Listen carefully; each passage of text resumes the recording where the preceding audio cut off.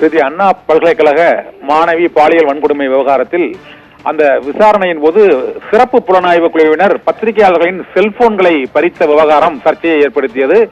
இந்த விவகாரம் தொடர்பாக காவல்துறையினருக்கு உயர்நீதிமன்றம் கண்டனத்தை பதிவு செய்திருக்கிறது. கோட்டூர்புரம் காவல் நிலைய ஆய்வாளர் இந்த எஃப்ஐஆர் கசிந்த விவகாரத்தில் வாக்குமூலத்தை வெளியிட்டிருக்கிறீர்களா என்ற கேள்வியை உயர்நீதிமன்றம் எழுப்பியிருக்கிறது.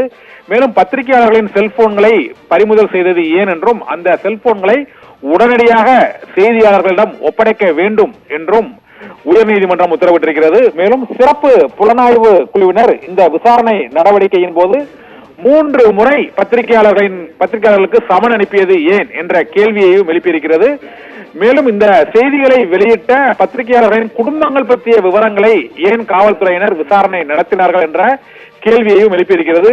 சிறப்பு புலனாய்வு குழு விசாரணையின் நடவடிக்கையில் அந்த எஃப்ஐஆர் கசிந்த விவகாரம் தொடர்பாக முதல் தகவல் அறிக்கை வெளியானது குறித்து கோட்டூர்புரம் காவல் நிலைய உதவி ஆய்வாளர் மற்றும் ஆய்வாளர் ஆகியோரிடம் நடத்திய விசாரணை வாக்குமூலங்கள் வெளியானதா என்ற கேள்வியையும் எழுப்பியிருப்பதுடன் இந்த பிரச்சனையில் தொடர்புடைய முதல் குற்றவாளி ஞானசேகரனின் குரல் பரிசோதனை செய்வதற்கும் சிறப்பு புலனாய்வு குழு முடிவு செய்திருப்பதாகவும் உயர்நீதிமன்றத்தில் இன்று நடைபெற்று வரும் அந்த விசாரணையின் போது தெரிவித்திருக்கிறது.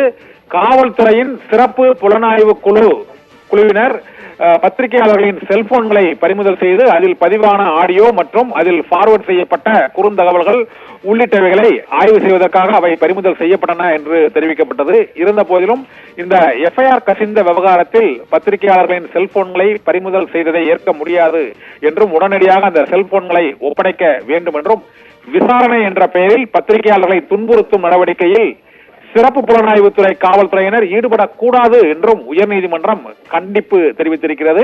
இந்த வழக்கு விசாரணையில் தொடர்ந்து அந்த முதல் தகவல் அறிக்கை வெளியான விவகாரம் மற்றும் பாலியல் வன்கொடுமை விவகாரத்தில் தொடர்புடைய நபர்கள் உள்ளிட்டோர் மீது உரிய சட்ட ரீதியான நடவடிக்கைகளை தொடர்ச்சியாக மேற்கொள்ள வேண்டும் என்றும் பத்திரிகையாளர்கள் விசாரணைக்கு ஒத்துழைக்க வேண்டும் என்றும் சென்னை உயர்நீதிமன்றம் அளித்த உத்தரவில் தெரிவிக்கப்பட்டிருக்கிறது.